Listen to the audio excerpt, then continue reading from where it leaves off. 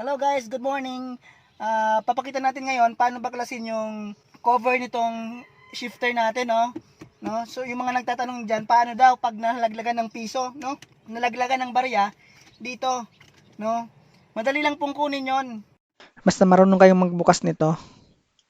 So kailangan nyo po ng pry tools, no? Plastic para hindi po ma-damage po yung ating mga itong napakakinis At napakagandang cover ng ating shifter, no?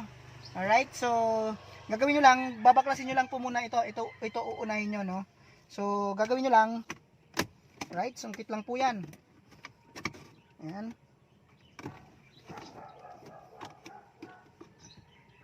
Alright, yan na po, sungkit lang po.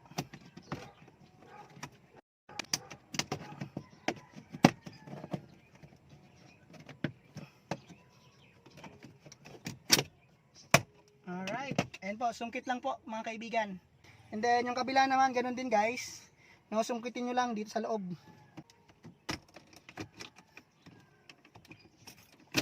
Alright, ayan po kaibigan, sungkit lang po yan. Alright, ganun po, no. Right, once na nakuha nyo na po yan, madali na lang pong tanggalin to, no. So ang next na gagawin nyo, ilagay nyo sa neutral, no, yung shift lever nyo, no. And then tanggalin nyo po yung knob.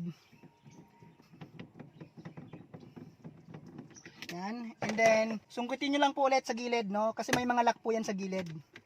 Alright. Alright. Then sa kabila. Alright. Alright. Right.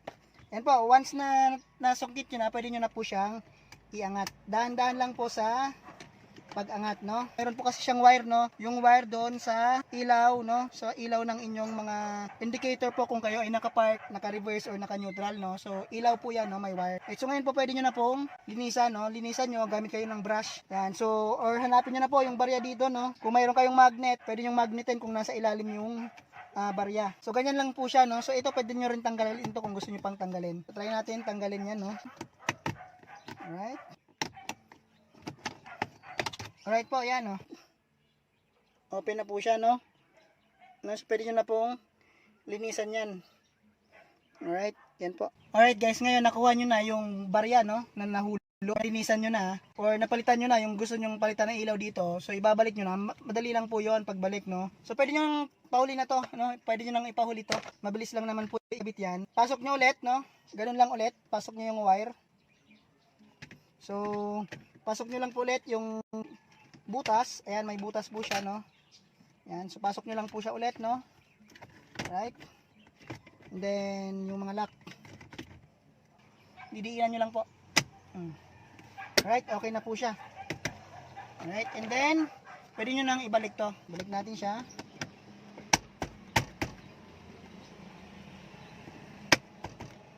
Alright, okay na po siya. Ayan, and then balik natin yung shift knob, no. Balik natin. Then balik po natin sa park. Alright, and then pwede nyo nang ibalik ito, no, yung mga panggilid. Yung pagbalik guys, madali na lang, no, kaysa sa pagtanggal. So ipapasok nyo lang ulit yung mga mga lock nya. Right, ganyan. Yan. Ayan, ganyan po. Tulak-tulak na lang. Alright. Ganoon din po, pasok lang din po yung mga lock, no? Alright.